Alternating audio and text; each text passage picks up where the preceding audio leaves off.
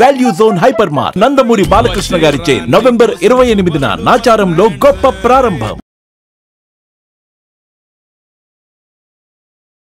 Medici hospitals సమర్పించు అందమైన జీవితం కార్యక్రమానికి స్వాగతం. నమస్తే కళ్యాణ్ గారు. నమస్తే జయ గారు. కళ్యాణ్ గారు, మనకు ఒక మెయిల్ వచ్చిందండి. కృష్ణ అనే ఆయన చేశారనమాట. అతనికి భార్య మీద ప్రేమ ఉందో అర్థం కావట్లేదు, అనుమానం ఉందో అర్థం కావట్లేదు, అన్ని పీక్స్లో ఉన్నాయండి. సో దాన్ని ఎట్లా ఏం చేయాలనేది అతనికి అర్థం కావట్లేదు, ఎక్కడ బ్యాలెన్స్ చేసుకోవాలో తెలియట్లేదు, చాలా సతమతం అయిపోతున్నాడండి. ఏం పేరు అన్నారు మేడం? కృష్ణ అండి. కృష్ణ గారు మనకి ఈమెయిల్ చేశాడు, ఒకసారి మీతో మాట్లాడించాలని.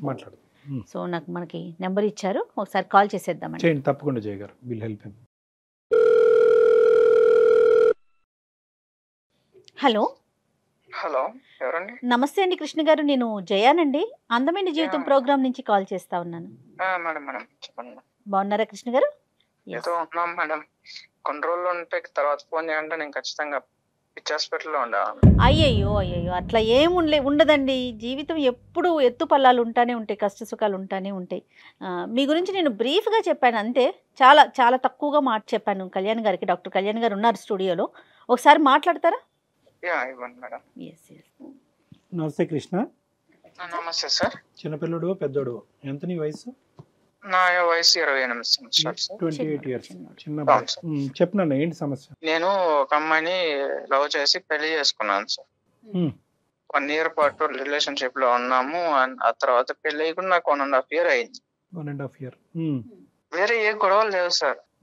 పెళ్లి రోజు గాని, బర్త్డే గాని, పండగలు గాని, లేదా సండేస్ టైమ్స్ లో గానీ, ఇలాంటి టైమ్స్ లో బయట వెళ్తున్నా అని చెప్పి వెళ్ళిపోతుంది సార్. ఎక్కడికి వెళ్తున్నా, ఎవరితో వెళ్తున్నా తెలియదు సార్. అన్ఎక్స్పెక్టెడ్ ఒక్కతే సార్. నేను డ్రాప్ చేస్తా అంటూ కూడా లేదంట సార్, గుడికి వెళ్తానంటది.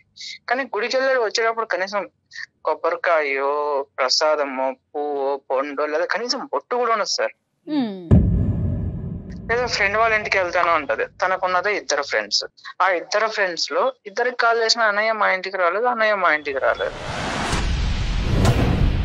సరే, తిరిగి వచ్చిన తర్వాత ఎలా ఉంటుంది ఆవిడ? అంటే మామూలు మంచి మూడ్ లోనే ఉంటుందా? నేచురల్ గా ఇంటి పనులు అవన్నీ చేసుకుని కొద్దిగా ఏమైనా మామూలుగానే ఉంటుంది సార్. కానీ నేను ఆ ఒక్క మాట అడిగితే మాట దాటేస్తుంది సార్, ఏదో ఒక మాట మాట్లాడేస్తుంది. మరి మీరు ఎప్పుడు టైట్ చేయలేదా? అంటే అడిగే పరిస్థితి?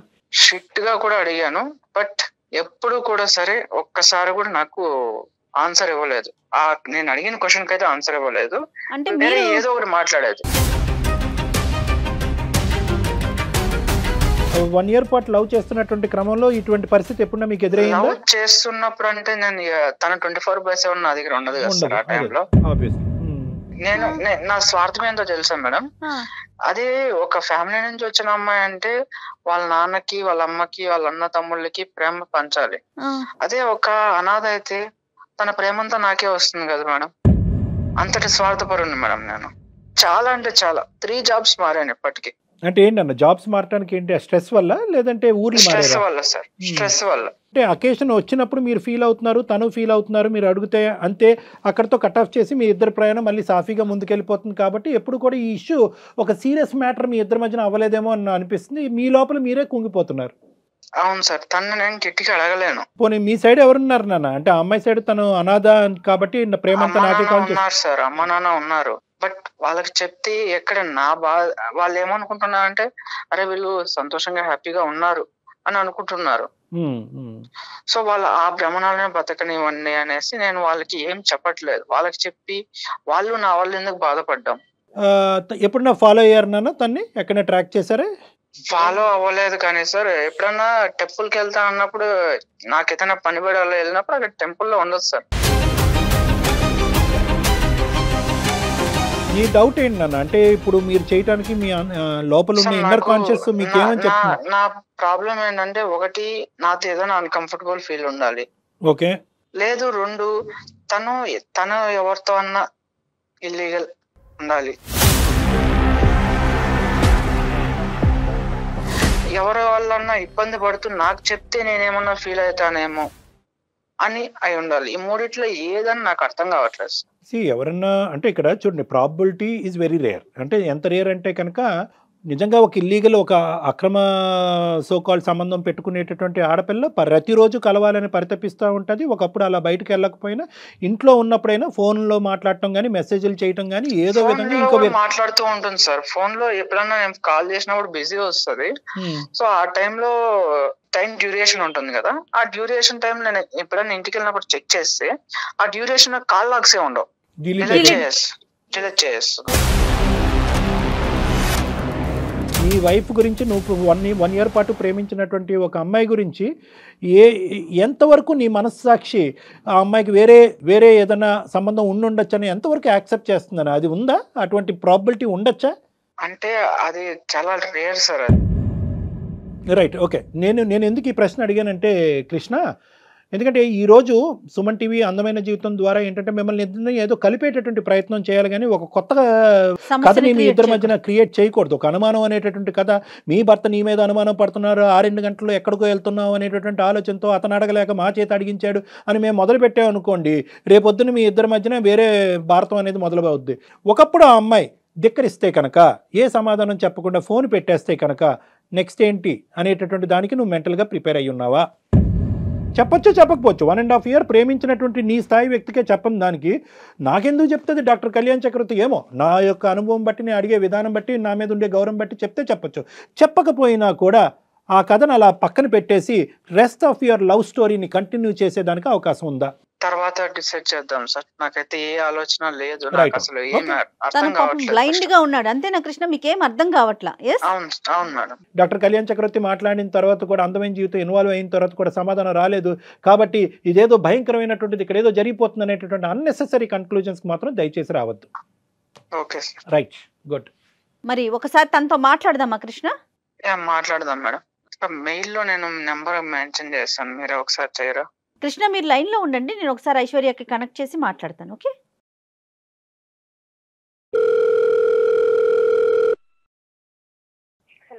హలో ఐశ్వర్య గారు, నమస్తే అండి. నమస్తే అండి. ఎవరు? నేను జయానండి, అందమైన జీవితం ప్రోగ్రామ్ నుంచి మాట్లాడుతా ఉన్నాను. ఓకే, చెప్పండి మేడం.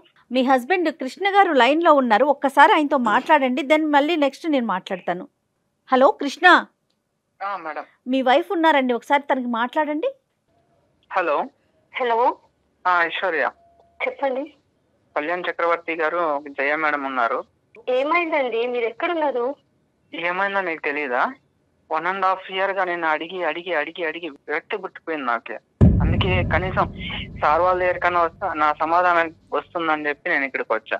అసలు మన మధ్య సమస్య ఏముందండి పరిష్కరించుకోవడానికి? అసలు నేను ఏమన్నా ఇది తప్పు చేస్తున్నాను, మీకు ఏమన్నా అనుమానం ఉందా? అందరూ మంచిగా రైట్ చేస్తున్నావు. నేను అడిగిన దానికి సమాధానం ఇవ్వాలి కదా. నీకున్నది ఇద్దరు ఫ్రెండ్స్, వాళ్ళిద్దరిని అడిగితే నా ఇంటికి రాలేదన్నయ్య అంటున్నారు. నేను మీకు నిజమే చెప్పి వెళ్ళానండి, టెంపుల్ కి చూడండి సార్, ఇప్పుడు కూడా చూడండి. అమ్మా ఐశ్వర్య, నమస్తే అమ్మా. నేను డాక్టర్ కళ్యాణ్ చక్రవర్తి అమ్మా, సుమన్ టీవీ అందమైన జీవితం నుంచి మాట్లాడుతున్నాను. నమస్తే సార్. సారీ అమ్మ, నీకు సర్ప్రైజ్ చేసాం మేము. నీకు ఏది ముందుగా ఏ కబురు చెప్పకుండా ఫోన్ చేసాము, కానీ మీ భర్త గారు ఉండేటటువంటి సందిగ్ధ పరిస్థితిలో మాకు నీకు డైరెక్ట్గా కాల్ చేయడం తప్ప ఇంకో దారి దొరక్క అలా చేసామమ్మా. ఇక్కడ అమ్మ తప్పు చేసావని మేము ఎవరు అనలేదమ్మా. ఒక అకేషన్ వచ్చినప్పుడు, ప్రత్యేకంగా ప్రతిరోజు కాదు, ఒక అకేషన్ వచ్చినప్పుడు, అది మ్యారేజ్ అవనివ్వండి, లేదంటే ఏదైనా ఒక ఫంక్షన్ అవనివ్వండి, లేదంటే ఒక ఫెస్టివల్ అవనివ్వండి, ఆ టైంలో నువ్వు ఒక 2 to 3 hours పాటు అతనికి చెప్పే డిసప్పియర్ అవుతున్నావు అంటే, అది కూడా చెప్తున్నాడు, చెప్పే డిసప్పియర్ అవుతున్నావు, కానీ ఎక్కడికి అనేది మాత్రం చెప్పట్లేదు. ఎక్కడికి అని చెప్పేటటువంటి దానికి సంబంధించినటువంటి ఆధారాలు కనిపించట్లేదు. మరి ఇంత సీక్రెట్గా ఉండేటటువంటి ఈ వ్యక్తి ఎవరి దగ్గరికి తిని వెళ్తుంది? ఆమె అతను అనేటటువంటి ప్రస్తావన అతని దగ్గర లేదు, అతనికి నీ మీద అనుమానం కూడా లేదు. అది నేను ముందే క్లారిఫై తెచ్చుకున్నాను. చాలా అంటే చాలా మంచివాడు, మంచోడే. చెప్తున్నాడు కాదు డాక్టర్ గారు, అంత చెప్పకూడని ప్రదేశానికి ఏమి వెళ్ళవు కదా నువ్వు, అంత సీక్రెసీ మెయింటైన్ చేయాల్సిన అవసరం ఏంటి? తను 1 year గా నన్ను చూసి నన్ను ఇష్టపడే కదా మేడం పెళ్లి చేసుకున్నాడు. అవును, ఏది ఉన్నా గానీ తనకు ప్రతిదీ చెప్తూనే ఉంటాను. కాకపోతే అతను ఏది తెలిసినా గానీ ఏమైతాడంటే, నేను తన దగ్గర చెప్పినంతగా తను కొంచెం చెప్పలేడు. ఒకవేళ ఇన్ కేస్ నేను ఏమైనా తప్పు చేసినా గానీ నన్ను ఏమన్నాడు ఆయన, నా ఎదుట ఉన్న వ్యక్తిని తనను బాధించే రకం, లేకుంటే తనలో తను మదన పడుతూ బాధపడుతూ ఇప్పటికే 3 జాబ్లు పోగొట్టుకున్నాను మేడం. ఒకదాని తర్వాత ఒకటి బాధపడుతుంది. ఎందుకంటే ఏదో చెప్తూ ఉంటాడు. ఇంత సీక్రెట్ ఏముంటుందమ్మా వైఫ్ అండ్ హస్బెండ్ మధ్యన? అసలు పెద్ద ప్రాబ్లం ఏది లేదు madam. The thing is Aishwarya, ఇది ప్రాబ్లం పెద్దదా చిన్నదా అనేది కాదు జయ గారు. ఇక్కడ ఏంటంటే అసలు ఇది ప్రాబ్లం కానప్పుడు ఏంటి అది అని చెప్పడంలో పెద్ద ఇందులో అంత సందిగ్ధం ఏముందమ్మా? ఉన్నది ఉన్నట్టుగా చెప్పండి. ఒకవేళ నేను చెప్పినా తను తట్టుకోలేదని బాధ నాకు, అంతే. అలా కదమ్మా, నీది పిచ్చితనమో మంచితనమో నాకు అర్థం కావట్లేదు. ఆ తట్టుకోకపోవటం అంటే కనుక ఈ నరకం ఇది మహాఘోరం. ఇది నేను మీకు ఒకటి చెప్పాలనుకుంటున్నాను సార్, కానీ నా కాపురానికి మీ రెస్పాన్సిబిలిటీ ఉంటానంటే. నీ మనస్సాక్షి మీద చేసుకుని నేను తప్పు చేయట్లేదు అనేటటువంటిది నువ్వు మాట్లాడితే కనుక నీది 100% తప్పు లేదు అనుకుంటే కనుక నీ కాపురానికి నేను 200% గ్యారంటీ ఇస్తాను సార్. 200 కాదు, 1000% ఏ తప్పు లేదు సార్, పక్కాగా చెప్తున్నా. నా సైడ్ తప్పు పెట్టుకొని మిమ్మల్ని తలదించుకునేలాగా నేను చెయ్యను. ఖచ్చితంగా నేను చెప్తాను, నిజం మాత్రమే చెప్తాను. నా సైడ్ ఎంత మీరు వెతికినా ఇంత తప్పు దొరకదు. కాన్ఫిడెంట్ గా చెప్తున్నాను. తను మిస్అండర్స్టాండింగ్ చేసుకోకుండా మాట్లాడే బాధ్యత డాక్టర్ గారు తీసుకుంటారు. అది తీసుకుంటే చాలు. తను ఏం చెప్పినా ఓవర్ గా రియాక్ట్ అవుతారు, అది నేను భరించలేను. అది బాధపడడం కూడా నాకు ఇష్టం లేదు. ఏంటంటే తనను ఒక చిన్న పిల్లలాగా చూసుకుంటాను నేను. కానీ మరి సమస్య ఇక్కడ దాకా వచ్చింది కదా తల్లి, రివీల్ చేయక తప్పదు. ఇంకా అందుకే మేడం నేను చెప్పాలని నిర్ణయం తీసుకున్నాను. చెప్తాను, ఖచ్చితంగా మీ దగ్గర చెప్తాను, ఒప్పుకుంటాను. ఏం చేసింది ప్రతిదీ చెప్తాను. కానీ తను ఒప్పుకోవాలి, ఎందుకంటే తను బాధపడకూడదు. ఇప్పుడే చెప్పేస్తాను. తను అర్థం చేసుకునేటటువంటి విధంగా మేము ఆ ప్రాసెస్ ని ఫెసిలిటేట్ చేస్తామని చెప్తున్నాం అమ్మా. అతను రియాక్ట్ అవ్వకూడదు, అతను మాట్లాడకూడదు, అతను చెవులు మూసుకోవాలంటే కనుక అసలు ఏంటో అదేం లేదు సార్. తను ఒక మంచి మనసు ఒప్పుకుంటే చాలు నాకు. ఎందుకంటే తప్పు ఉంటే నేను ఇంతగా మాట్లాడలేను కదా, నా సైడ్ తప్పు ఉంటే నేను మాట్లాడలేను సార్. అదే అమ్మా, ఇప్పుడు నువ్వు చెప్పమ్మా, నువ్వు విషయం చెప్పమ్మా. సార్ నేను మా ఆయన దగ్గర ఒక చిన్న విషయం దాచిపెట్టినాను. అది ఒక్కటే నేను చేసిన తప్పితే ఇంకేది లేదు. నేను ఒక నెంబర్ కు కాల్ చేస్తాను, మీరు మాట్లాడండి, మొత్తం మీకే తెలుస్తుంది. కాదు మా నెంబర్ కి కాల్ చేయటం ఏంటి? నువ్వు చెప్పు, అసలు ఏం జరిగిందో నువ్వు చెప్పట్లేదు. అటు ఆయనకి దాచావు, ఇటు డాక్టర్ గారు అడుగుతుంటే దాస్తున్నావు. దాయడం లేదు, దాసేదాన్ని అయితే నెంబర్ కి కాల్ చేస్తానని నేను అనను మేడం. ఒక నెంబర్ కు కాల్ చేస్తే డాక్టర్ గారు ఖచ్చితంగా మీకు అన్ని విషయాలు తెలుస్తాయి. ఎవరు మళ్ళీ ఏంటమ్మా ఈ సస్పెన్స్ థ్రిల్లర్ తట్టుకోలేకపోతున్నావు? అక్కడో సస్పెన్స్, ఇక్కడో సస్పెన్స్, ఇప్పుడు మళ్ళీ ఇంకో ఫోన్ కాల్ అంటున్నావు. సరే, నీ సమస్య మీ ఇద్దరి మధ్యన సమస్యకి పరిష్కారం ఉంటే కనుక మరి ఆ సస్పెన్స్ కూడా మేము చూడటానికి రెడీగానే ఉన్నాం. కలుపమ్మా. కాన్ఫరెన్స్ లోకి తీసుకుంటావా? తీసుకోండి. ఇప్పుడు తన కాపురానికి మీరు బాధ్యత అన్నారు. సో తప్పు జరగనంత వరకు ఓకే మీరు చూసుకుంటామన్నా, మళ్ళీ ఇంకొక కాల్ ఏంటో అర్థం కాలేదు మరి. హలో సార్, చూసారా? నా అనుమానమే నిజమైంది, ఎవరో ఉన్నారు. ఎవరమ్మా అవతల ఎవరున్నారో మాట్లాడమని వినండి సార్, ప్లీజ్ ఫస్ట్ వినండి. ఫస్ట్ నువ్వు కూల్ గా ఉండు. అదే కదా నా మీద నిందలు మోపకండి, ఒక్కసారి వినండి. సార్ నమస్కారం సార్, నా పేరు కల్పన, నేను ఒక ట్రాన్స్జెండర్ ని. తను ఐశ్వర్య నా బిడ్డ సార్.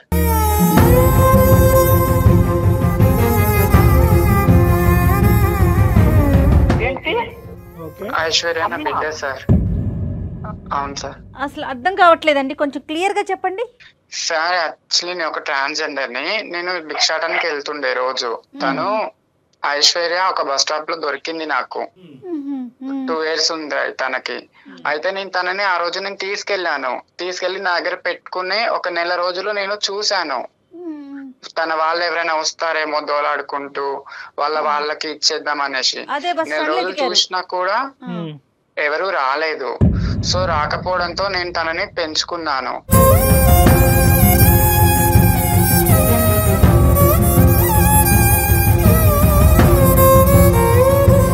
పేరు పెట్టాను తనకి, స్కూల్లో జాయిన్ చేశాను. నేను 6వ క్లాస్ వరకు నేను తనకి చూసుకున్నాను. దాని తర్వాత ఒక రోజు నేను వెళ్ళాను తనని స్కూల్ దగ్గరికి. వెళ్తే తను ఎవరు అని తన ఫ్రెండ్స్ అడిగారు, ఐశ్వర్య ఫ్రెండ్స్.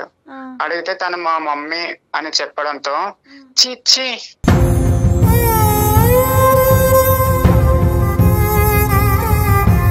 ఏంటి తను మీ మమ్మీయా? తను ఒక ట్రాన్స్జెండర్. చి మీ మమ్మీ అంటావేంటి నువ్వు? తినతో ఫ్రెండ్షిప్ చెయ్యొద్దు మనం, వాళ్ళ అమ్మ ఒక ట్రాన్స్జెండర్ అని చెప్పేసి నా బిడ్డని దూరం పెడుతున్నారు.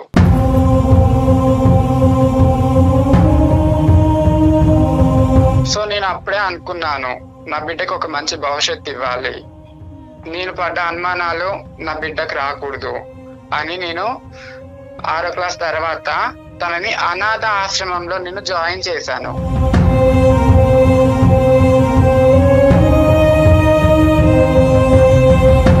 ప్రతి ఒక్క ఫీజు, తనకు కావాల్సిన బుక్స్ అన్ని ప్రతి ఒక్కటి నేను చూసుకున్నాను. తర్వాత తను ఇట్లా, అమ్మ నాకు కృష్ణ అంటే ఇష్టం అని, నన్ను ప్రేమిస్తున్నాడు, నా వెమ్మటి పడుతున్నాడు అని చెప్పింది. సరేలే నాన్న అని చెప్పి నేను మా ఐశ్వర్యకి తెలియకుండా కృష్ణని నేను ఎంక్వైరీ చేశాను. నా ద్వారా 1 సంవత్సరం ఎంక్వైరీ చేశా కృష్ణని. చేస్తే మంచి పిల్లోడు, మంచోడు, జాబ్ ఉంది, పర్లేదు, నా బిడ్డ హ్యాపీగా ఉంటుంది అని అప్పుడు నేను ఓకే చేశాను. ఓకే చెప్పాను నేను తనకి, సరే నాన్న చేసుకో, నువ్వు హ్యాపీగా ఉండు అని చెప్పి పెళ్లి చేశాను. తన పెళ్లి అప్పుడు కూడా నేను ఎక్కడో గుంపులో ఉండి నేను చూశాను.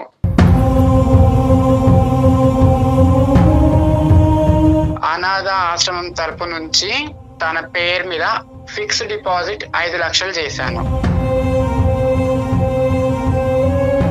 కాదమ్మా, ఇప్పుడు ఇది ఓకే, ఇంతవరకు మీరు చేసినటువంటి ఒక వెనక నుండి ఓకే, ఒక తల్లి కూడా చేయనటువంటి త్యాగం ఒక పెద్ద మనసుతో మీరు చేశారు, దానికి మేమందరం కూడా హ్యాట్స్ ఆఫ్. కానీ ఇది పెళ్లి చేసుకునేటటువంటి భర్తకి దాచిపెట్టవలసినటువంటి అవసరం ఏముందమ్మా? ఇప్పుడు మంచి అబ్బాయి అన్నారు, అర్థం చేసుకునేటటువంటి మనసు ఉంది. ఈ అమ్మాయి చిన్నపిల్ల, తెలియనటువంటి మనస్తత్వం. ఒక పెళ్లి అనేటటువంటిది కంప్లీట్గా ఒక ట్రాన్స్పరెంట్ ప్లాట్ఫామ్ మీద ఉండాలా, ఉండకూడదా? నమ్మకం ఉండాలి సార్, కానీ ఈ సొసైటీ మమ్మల్ని నమ్మదు కదా. ఈ సొసైటీ ఏమంటుంది, ఒక దగ్గరికి వెళ్తాము సార్, మేము వెళ్తే మమ్మల్ని చూసి దూరం వెళ్ళిపోయే వాళ్ళు ఉన్నారు, పక్కన కూర్చుంటే లేచి వెళ్ళిపోయే వాళ్ళు ఉన్నారు. మీరు బాగానే ఉన్నారు కదా, పని చేసుకొని బతకొచ్చు కదా, ఇట్లా ఎందుకు ఆడుకోవడం మీరు? కాదు తల్లి, కృష్ణ ఐశ్వర్య ప్రేమించి పెళ్లి చేసుకున్నారు, ఒకరినొకరు అర్థం చేసుకుని పెళ్లి చేసుకున్నారు. ఆ ప్రేమలో త్యాగాలు అనేటటువంటి ఉంటాయి. నువ్వు చేసినటువంటి కార్యక్రమానికి బహుశా కృష్ణ హర్షిస్తాడేమో, అరే ఇంత గొప్ప మనిషి, సమాజం నీ వైపు వేలెత్తి చూపెడుతుందంటే కనుక ఈ వెనకాతల నుంచి తల్లిలాగా. నాకు తెలియదు కదా సార్, నా వల్ల నా అల్లుడు బిడ్డ దూరం కావద్దు, నా వల్ల ఇది నా బిడ్డ ఒంటరిది కావద్దు, మాది ఎట్లాగో ఒంటరి జీవితం. బట్ హౌ లాంగ్ అమ్మా? కాదు కల్పన గారు, ఎన్ని సంవత్సరాలు దాచిపెడతారు? ఎన్ని సంవత్సరాలు దాచిపెడతాం అనుకున్నారు? ఇప్పటికే ఆ అబ్బాయికి లేనిపోయిన ఆలోచనలు వచ్చాయి. చెప్పమ్మా, చెప్పమ్మా. ఇక్కడ ఇది ఎందుకు దాచిపెట్టిందో నేను చెప్పొచ్చు సార్? చెప్పుమా, చెప్పు. లేదు సార్, ఒకసారి నేను ఈయన షాపింగ్ మాల్కి వెళ్ళినాం, అక్కడ ట్రాన్స్జెండర్ చూసి ఈయన ఎంత విసుక్కున్నాడంటే అతను దగ్గరికి వచ్చేసరికి చాలా అంటే చాలా చిరాకు పెట్టిండు ఫేస్ మొత్తం. తన మెంటాలిటీ అలా ఉంది. దాని వల్ల నేను చెప్పలేకపోయాను సార్. వాళ్ళ గురించి కొంచెం మంచి చెప్పి ఇది నా పరిస్థితి అని చెప్పడానికి నేను చాలా సార్లు ప్రయత్నం చేసినాను సార్. అసహ్యం కలిగినటువంటి ఒక వ్యక్తి అంటే ఈ పరిస్థితుల్లో అతను ఏవో కొన్ని ఎక్స్పీరియన్సెస్ వల్ల, లేదంటే అతను చూడకూడదు ఏమైనా చూడటం వల్ల అతనికి ఒక బ్యాడ్ ఇంప్రెషన్ ట్రాన్స్జెండర్స్ మీద పడింది. కానీ నీ జీవితంలో ఒక ట్రాన్స్జెండర్, ఒక ఆడపిల్ల యొక్క, ఒక అనాథ అయినటువంటి ఒక ఆడపిల్లకు ఒక తల్లిలాగా నిలబెట్టి జీవితంలో ముందుకు పంపించిందని ఒక గొప్ప ఎగ్జాంపుల్ చెప్తే కనుక బహుశా అతని ఆలోచన శైలి మారిపోయి ఉండేదేమోనమ్మా. ట్రాన్స్జెండర్స్ మీద ఒక మంచి అభిప్రాయం వచ్చి ఉండేదేమో, వాళ్ళలో కూడా ఒక దయాగుణం, ఒక త్యాగగుణం ఉందనేటటువంటి ఆలోచనకు వచ్చి ఉండేవాడేమో. నిజమే సార్, అందుకే నేను వాళ్ళలో ఉన్న మంచితనం చెప్పడానికి కూడా నేను చాలా సార్లు ప్రయత్నం చేశాను. కనీసం వాళ్ళు ఊపే ఎత్తనియడు సార్ ఇంట్లో. ఇప్పుడు మనకి ప్రధానంగా కావాల్సింది కృష్ణ యొక్క రియాక్షన్ కావాలి నాకు ఇక్కడ. కృష్ణ, నీ రియాక్షన్ ఏంటి? ఇప్పుడు ఆవిడ ఒక ఫోన్ కాల్ కలిపింది, ఆ ఫోన్ కాల్లో ఒక మగగంతుకు లాంటిది వినిపించేటప్పటికి, అదిగో మేడం ఒక అబ్బాయి మాట్లాడుతున్నాడు, బ్యాక్గ్రౌండ్ చూసారా, నేను అనుకున్నది నిజమైందని అన్నారు. కానీ అది నిజం కాదు. మీరు మాట్లాడుతుంది ఆ అమ్మాయి తల్లికి మించినటువంటి ఒక తల్లితో మీరు మాట్లాడుతున్నారు. ఇప్పుడు మీ అభిప్రాయం ఏంటో నాకు చెప్పండి. అవును సార్, నాకు వాళ్ళంతా చిన్నప్పటి నుంచి ఒక భయం సార్. వాళ్ళు వచ్చి ఆ స్లాబ్స్ కొడుతుంటే నాకు అట్లా షివరింగ్ అయిపోయేది. తను నాతో ఉండాలనుకుంటే వాళ్ళ అమ్మను వదిలేయమని చెప్పండి, లేదు వాళ్ళ అమ్మ కావాలనుకుంటే నన్ను వదిలేసి వెళ్ళిపోమని చెప్పండి సార్. కాదండి, దానికి కారణం ఏంటి? ఒకటి కృష్ణ, ఇక్కడ ఏంటంటే దేనికైనా ఒక బలమైనటువంటి కారణం ఉండాలి. మీ పర్సనల్గా మీరు ఒక ఎల్జిబిటీ గ్రూప్ని ఏ విధంగా చూస్తున్నారో does not equate to how Aishwarya looks at an LGBTQ group. ఆ అమ్మాయికి ఒక ప్రాణాన్ని ఇక్కడ నేను ఐశ్వర్య ఏదైనా తప్పు చేసిందంటే, కల్పన గారు ఏదైనా ప్రీమెచ్యూర్గా అనాలోచితంగా చేశారు అంటే కనుక మీకు చెప్పకపోవటం అనేటటువంటిది ఒక ప్రధానమైనటువంటి అంశం. అందుగురించి నేను అన్నాను, ఎంతకాలం దాచిపెడదాం అనుకున్నారంటే కనుక ఒక కూతురు అల్లుడి మధ్యన నేను ఒక ఇదిగా అవ్వకూడదమ్మా, ఇంతకాలం నేను ఇంత కష్టపడి పెంచినటువంటి నా కూతురు జీవితాన్ని నాశనం చేసినటువంటి ఒక తల్లిగా నాకు ఒక చరిత్రలో నేను ఉండకూడదు అనే ఆలోచనతో నేను వెనక నుంచే ఇప్పటికీ జీవితాంతం వెనక నుంచే నడపాలి అన్నటువంటి ఆలోచనని, అందులో మంచి ఉంది అనేది 99% మంది సమాజం నమ్మినా కూడా 1% మందిలో నేను ఒకనేమంటానంటే, అమ్మ పెళ్ళి అంటే కనుక నీతిమైనటువంటి పెళ్ళే కదమ్మా, ట్రాన్స్పరెంట్గా ఉండాలి కదా, నమ్మకం అనే బేస్మెంట్ మీద నడిచేది కదా, అన్నీ చెప్పుకుంటే కనుక అబ్బాయిని మనసు మార్చచ్చు కదా అనేటటువంటి ఒక్క అంశంలోనే ఆవిడ వైపు నేను వేలెత్తి చూపెట్టా. కానీ ఈరోజు ఆవిడ చాలా ముఖ్యమైనటువంటి పాత్రలో ఉంది, ఐశ్వర్యకి చాలా ముఖ్యమైనటువంటి పాత్రలో ఉంది. మీ అభిప్రాయం ఐశ్వర్య అభిప్రాయం అవనవసరం లేదు. మీరేం చూసారో నాకు తెలీదు, ఎందుకు వాళ్ళని చేదరించుకుని అసహించుకుంటున్నారో నాకు తెలీదు, ఎందుకు కింద నుంచి పై వరకు మీ శరీరం వణుకుతుందో నాకు తెలీదు. కానీ ఈరోజు ఐశ్వర్యకి ఆ అమ్మాయి ప్రాణం పోసింది, ఆ తల్లి పాత్రలో పోషిస్తూ ప్రాణం పోసింది. లేదంటే ఎవరి చేతుల్లో పడి ఉండేదో ఐశ్వర్య ఈరోజు, ఏమై ఉండేదో. ఈరోజు చదువుకుని ఒక క్వాలిఫికేషన్ వచ్చి నీలాంటి ఒక మంచి వ్యక్తితో పెళ్లి చేసుకుని ఒక ప్రయాణం కొనసాగటానికి ముఖ్య కార్యక్రమాలు భగవంతుడికి మించినటువంటి భగవంతుడు ఎవరన్నా ఉన్నారు అంటే కనుక అది కల్పన గారు.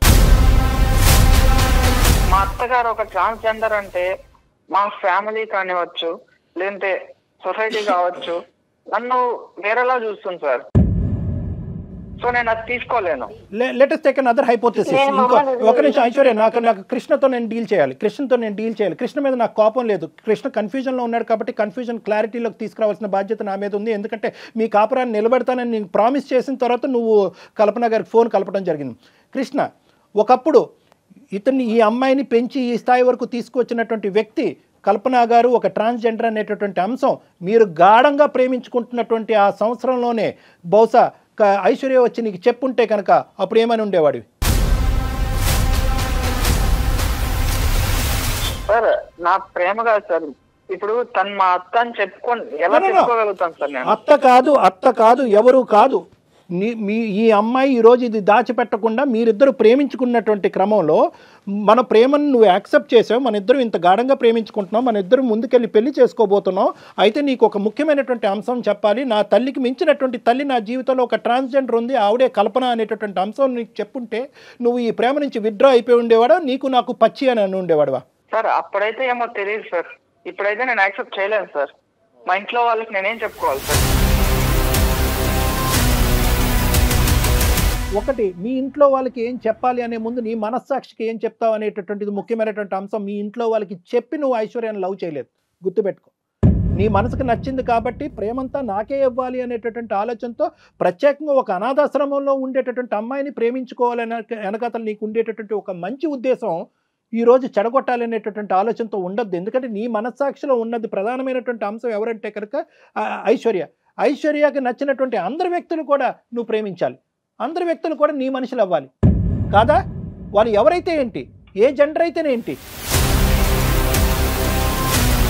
వాళ్ళు ఏమైనా శాపగ్రస్తురా? ట్రాన్స్జెండర్స్ అంటే శాపగ్రస్తులా? వాళ్ళ కర్మకాలికి అలా మారారా? వాళ్ళకి దిక్కులేక అలా మారారా? వాళ్ళు మనుషులు కాదా?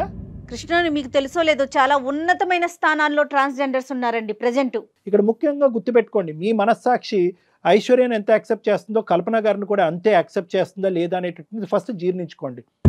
దాని తర్వాత మీ పేరెంట్స్కి ఎలాగ అది డిఫైన్ చేస్తారు, ఈవిడ ఎంత త్యాగం చేసింది, ఎవరు ఈ ప్రపంచంలో వాళ్ళు మేలా ఫీమేలా, జెండర్ ఐడెంటిటీ వల్ల ట్రాన్స్జెండర్స్ అనేటటువంటి అంశం తీసి పక్కన పెడితే అక్కడ కామన్గా కలిసేటటువంటి చొక్క ఏదన్నా ఉందంటే కనుక అది మానవత్వం. సో కాబట్టి ఏంటంటే మానవత్వం అనేటటువంటి అంశాన్ని మీ పేరెంట్స్ తీసుకెళ్తే కనుక మనసున్న మనుషుల్లాగా వాళ్ళు అది కూడా యాక్సెప్ట్ చేస్తారు. ఇక్కడ కావాల్సింది మానవత్వం. ఒక అనాథ పిల్ల ఒక బస్ స్టాండ్లో ఉంటే కనుక అది కూడా ఏంటి, ఇవిడు వెళ్ళి ఎత్తుకుని కాజేయలేదు ఆ పాపని. 4 రోజుల పాటు అదే బస్ స్టాండ్లో పడిగాపులు కాసింది. ఆ ఆడపిల్లని, ఆ 2 సంవత్సరాల ఆడపిల్లని తీసుకుని ఆ అమ్మాయిని పావుగా వాడుకుంటూ భిక్షాటన చేయలేదు. ఆ అమ్మాయిని చదివించింది, స్కూల్కి పంపించింది, బట్టలు ఇచ్చింది, అన్ని సదుపాయాలు ఇచ్చింది. బహుశా ఒక కన్నటువంటి ఒక తల్లిదండ్రుల కంటే ఎక్కువగా చూసుకుని, అయ్యో నా వల్ల ఈ ఆడపిల్ల వైపు సమాజం అంతా ఏలు చూపెడితే కనుక ఇలా చీడ పురుగులాగా నా కూతుర్ని చూడకూడదు అనేటటువంటి ఉద్దేశంలో తీసుకెళ్ళి తన కడుపుని చంపుకుని, మనసును చంపుకుని వెళ్ళి అనాథాశ్రమంలో జాయిన్ చేసింది. అంటే ఏది, ఒక ప్రేమ, ఒక బాండింగ్ డెవలప్ అయిన తర్వాత అనాథాశ్రమంలో పెట్టడం అనేటటువంటి దాని వెనకతలు ఎంత త్యాగం ఉంటుందో ఒక్కసారి అర్థం చేసుకో కృష్ణ. ఈరోజు ఆ అమ్మాయి పడినటువంటి ఆ కల్పన గారు పడినటువంటి ఆ మానసికపరమైనటువంటి క్షోభ ఏది, ఒక ఆడపిల్ల తన దగ్గరికి వచ్చింది, మళ్ళీ సమాజం గురించి నాకు ఆడపిల్ల ఎక్కడ అవమానం ఫీల్ అవుతుందని చెప్పి మళ్ళీ అనాథాశ్రమంకి దారదత్తం చేసింది. ఎంత క్షోభనన్నది, ఎంత బాధ. ఇక్కడ నాకు కావాల్సింది ఏంటంటే మేలా ఫీమేలా ఏది అనేది కాదు, ఒక మానవత్వం అనేటటువంటిది ఇక్కడ గెలిచింది. ఆ మానవత్వాన్ని నువ్వు ప్రేమించాలి. నీ ఐశ్వర్యం నువ్వు ఎంత ప్రేమిస్తున్నావు అదే మానవత్వాన్ని ప్రేమించాలి. మీ పేరెంట్స్కి ఏం చెప్తావు అనేది సెకండరీ, టెరిషరీ, క్వార్టర్ఫుల్, అది ఇప్పుడు మనం ఆలోచించద్దు. నువ్వు యాక్సెప్ట్ చేస్తున్నావా లేదా, మానవత్వాన్ని నువ్వు యాక్సెప్ట్ చేస్తున్నావా లేదా? అంతటితో వదిలేదండి. కట్న కానుకలు ఇచ్చి పెళ్లి చేసి పంపించింది. ఎవరు చేస్తారు నాన్న, ఎవరు చేస్తారు? మీ పెళ్ళికి వచ్చి కూడా దగ్గరకు వస్తే కనుక ఈవిడ్ని మళ్ళీ ఎలా ట్రీట్ చేస్తారు, ఒక చీడ పురుగులాగా ఈ సమాజం ట్రీట్ చేస్తుంది అనేటటువంటి ఉద్దేశంతో చెట్ట చివరి కుర్చీలో కూర్చొని అక్కడి నుంచి సుఖీభవ అనుకుంటూ దీవించినటువంటి మహాపతివ్రత ఆవిడ. ఏం మాట్లాడతారు ఆవిడ గురించి? మనం మాట్లాడటానికి సరిపోతామా? జెండర్ కాదండి చూడాల్సింది కృష్ణ, డాక్టర్ గారు చెప్పినట్టు మానవత్వం చూడండి, కొంచెం కళ్ళు తెరవండి. Okay ma'am. ఓకే కాదు నాన్న, నీలో ఇంకేం సెకండరీ థాట్ అనేది ఉండకూడదు. నువ్వు యాక్సెప్ట్ చేయాలి. ఐశ్వర్యాన్ని ఎలా అయితే యాక్సెప్ట్ చేస్తున్నావో అంత గొప్పగా ఆలోచించేటటువంటి ఆ మనిషిని కూడా యాక్సెప్ట్ చేయాలి. వీళ్ళు దాగుడు మూతలుగా వెళ్ళి కలుసుకోవటం అనేటటువంటిది ఇంకా ఆపేసి ఆవిడ కూడా మీతో పాటు కలిసి ప్రయాణం చేసేటటువంటి విధంగా ఒక వాతావరణాన్ని తీసుకురండి త్వరలో. నాకు ఏం చెప్పాలో అర్థం కావట్లేదు సార్, మీరు ఇలా చెప్తున్నారు. నాకు ఆలోచించుకోవడానికి టైం కావాలి సార్. ఓకే కృష్ణ, ఆలోచించుకోవటానికి టైం తీసుకో. కల్పన గారు మీరేమంటారమ్మా? నా కూతురు నా అల్లుడు ఇద్దరు హ్యాపీగా ఉంటే నేను వాళ్ళ లైఫ్ లోకి మళ్ళీ రాను సార్.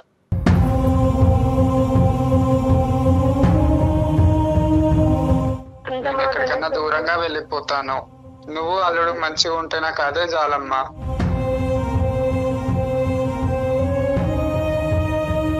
కల్పన గారు మీరు అలా మాట్లాడకండి. ఇలా దొంగతనంగా కలుసుకోవడం అవసరం లేదు. ఇంకటి నుంచి పెళ్లి కాకుండా మీరు ఎలా ఉన్నారో అలానే ఉండండి. Very good very good very good Krishna, thank you. నేను ఇంట్లో వాళ్ళకి నేను ఏదో ఒకటి సర్ది చెప్పుకుంటా. Okay okay. తనని అన్ని సంవత్సరాలు పెంచకపోయింటే తన నా దగ్గరకు వచ్చేది కాదు. సూపర్, మంచి పాయింట్. ఒక్క లైన్, నేను చెప్పింది అంతా కూడా ఒక లైన్ లో సమరైజ్ చేశాను. మా ఇంకేం మనసులో పెట్టుకోకు, డాక్టర్ గారు మాట్లాడారు కదా, సంతోషంగా ఉండండి. ఓకేనా? Thank you so much madam. Kalpana గారు, ఈ సందర్భంగా అంటే వీళ్ళిద్దరితో మాట్లాడిన తర్వాత మీతో కూడా మాట్లాడినాక నిజంగా చెప్తున్నానండి, మీకు మనస్ఫూర్తిగా చేతులెత్తి దండం పెడుతున్నామండి. చాలా చాలా మంచి పని చేస్తున్నారు.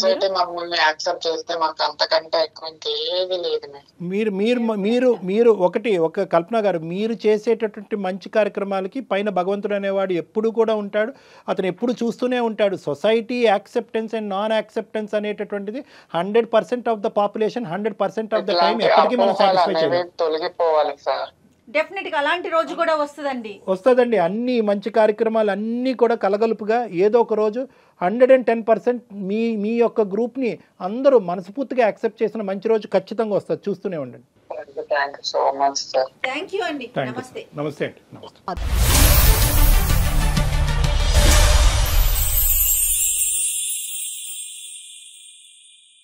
సుమన్ టీవీలో మీ పర్సనల్ అండ్ బిజినెస్ ప్రమోషన్స్ కోసం కింది నెంబర్కి కాంటాక్ట్ చేయండి.